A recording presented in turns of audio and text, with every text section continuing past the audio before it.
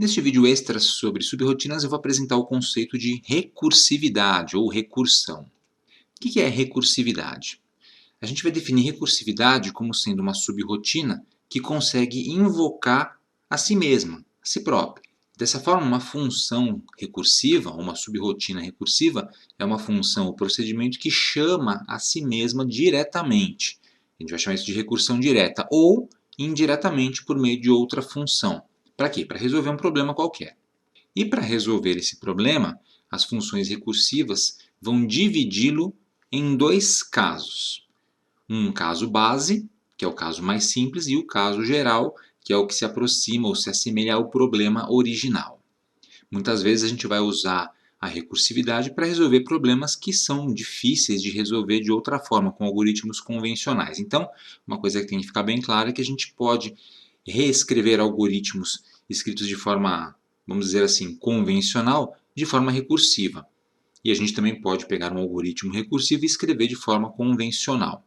Então você não é obrigado a usar recursividade nos seus programas, mas é interessante conhecer o conceito. Como é que funciona a recursividade? Bom, uma função recursiva vai ser invocada para resolver um problema. Você vai chamar essa função lá no seu programa. Essa função, ela consegue resolver diretamente o caso mais simples do problema, que a gente vai chamar de caso base. Então, caso base é a forma mais simples possível de um problema, que essa função resolve direto. Quando a função é chamada com o caso base, ela retorna um resultado. Então, quando a gente aplica o caso base a essa função, ela consegue resolver e retornar um resultado. Se a gente invocar essa função para um problema que é mais complexo do que o caso base, a função vai dividir esse problema em duas partes. Uma que ela sabe resolver direto, que é o tal do caso base, e outra que ela não sabe resolver, que é o problema em geral. Então, para a recursividade funcionar, a parte que ela não sabe resolver é parecida com o problema original, mas sempre um pouquinho simplificada, um pouquinho menor ou mais simples. E aí a função chama a si própria para tentar resolver esse problema um pouquinho menor. Provavelmente ela não vai conseguir resolver o problema menor. Então ela vai tentar resolver um problema um pouco mais simples ainda. Isso a gente chama de chamada recursiva ou passo recursivo. E ele vai ser executado várias vezes sequencialmente, sobre versões cada vez mais simples do problema original até chegar no caso base. E aí você vai lembrar que o caso base ela consegue resolver diretamente. Então, quando o caso base for resolvido, a função recursiva vai conseguir usar esse valor para resolver os casos um pouco mais complexos, até chegar no caso original, que é o problema que a gente queria resolver no início. Então você tem um problema para resolver, esse problema ele vai ser dividido em problemas cada vez mais simples, até chegar no caso base. No caso base, a recursividade ou a função recursiva resolve direto o problema e repassa esse valor resolvido, essa resolução, para uma versão do problema um pouquinho mais simples ou um pouquinho mais complexa no caso que o caso base. E aí esse problema é resolvido. Essa resolução é passada para a versão do problema que é um pouquinho mais complexa ou mais simples do ponto de vista do problema a resolver, e assim sucessivamente, até conseguir resolver em definitivo o nosso problema original. Como assim? Que coisa mais maluca? É esoterismo isso? É magia? É mágica? Não, não é. É algo que funciona, é real. Às vezes a gente utiliza a recursividade como um recurso interessante, mas ela não é muito simples de entender. Então, você tem que praticar bastante a escrita de programinhas recursivos para que esse processo aí seja simplificado e se torne natural para você. Eu recomendo que alguns algoritmos, inclusive alguns que você escreveu aqui no curso, que você tente reescrevê-los usando recursividade, quando for aplicável. Vamos ver um exemplo clássico. Fatorial. Fatorial é um conceito da matemática, no qual a gente vai ter um número n, e o fatorial desse número n vai ser dado por esta fórmula. N fatorial, a exclamação significa fatorial, é igual ao valor de n que multiplica n menos 1, ou seja, o número antecessor a ele, que multiplica então n menos 2, o antecessor do antecessor, que multiplica n menos 3, n menos 4, n menos 5 e assim sucessivamente até chegar em 1. Sendo que 1 fatorial e 0 fatoriais são iguais a 1. Esse aqui, você já deve estar percebendo ou pensando, é o caso base.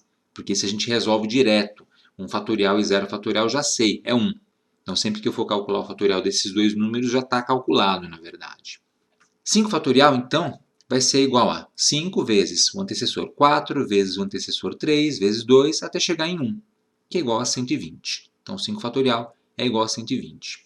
A gente quer implementar um algoritmo que resolva essa situação de forma recursiva. Dá para implementar também de forma não recursiva. Você consegue fazer isso com laços de repetição, por exemplo. Mas aqui a gente tem o seguinte.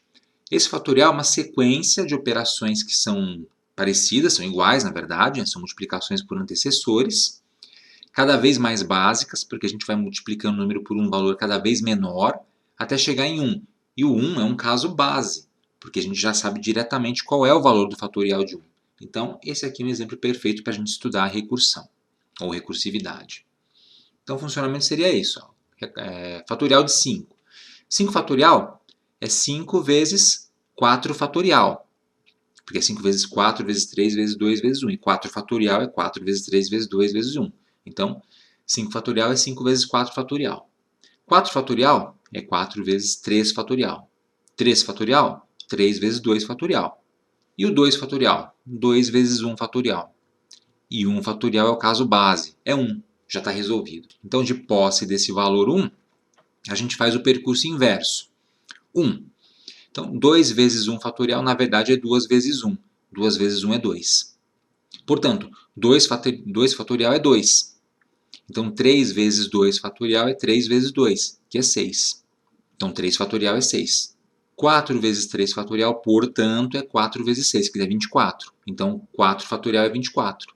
5 vezes 4 fatorial, portanto, é 5 vezes 24, que é 120. Ou seja, 5 fatorial é 120. Então, veja que partindo do caso base, tendo um valor, o valor mais simples, a gente consegue ir substituindo esse valor nos casos cada vez mais complexos, até chegar no problema original e o problema está resolvido. Então, é assim que a gente resolve o problema do fatorial de forma recursiva. Esse é o mecanismo. Agora, como implementar isso em código?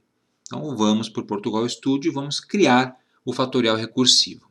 Então, vamos lá, vamos fazer a funçãozinha fatorial recursivo. O que eu vou precisar aqui? Bom, eu vou precisar de uma variável do tipo inteiro, lembrando que o fatorial é para números inteiros, tá? Então, eu vou chamar essa variável de num e vou inicializar com 0. Essa variável aqui é para capturar o número que o usuário vai fornecer. O usuário vai dizer, eu quero o fatorial de 5, ou de 7, ou de 10, ou de 15. Então, a gente vai armazenar nesta variável num que eu inicializo com 0. E também vou criar uma variável também do tipo inteiro, que eu vou chamar de fat, que vai receber o resultado, o fatorial calculado. Vou inicializar com 0 também para me garantir.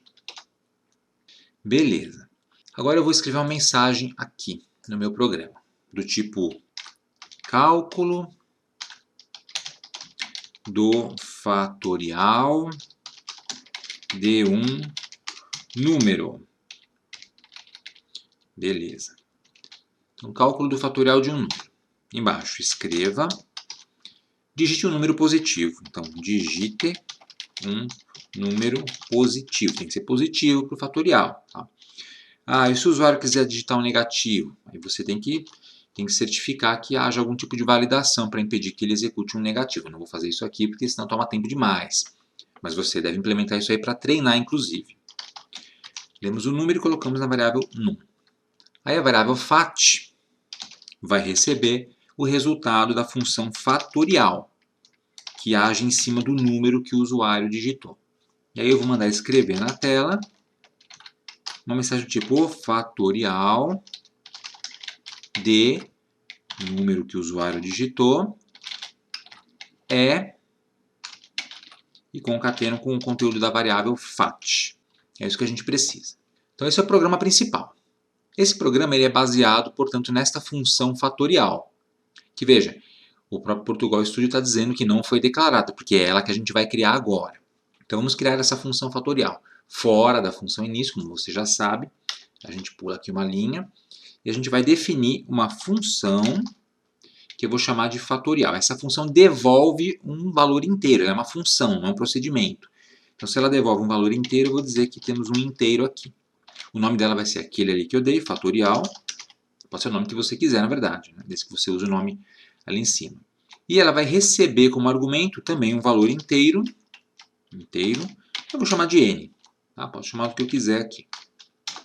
Então vamos definir a função de acordo com aquelas regras básicas que a gente acabou de ver da recursividade. Primeiro vamos tratar o caso base. O caso base é assim. Para 0 ou para 1, o fatorial é 1, já é sabido. Então, se, abro parêntese, abro outro parêntese.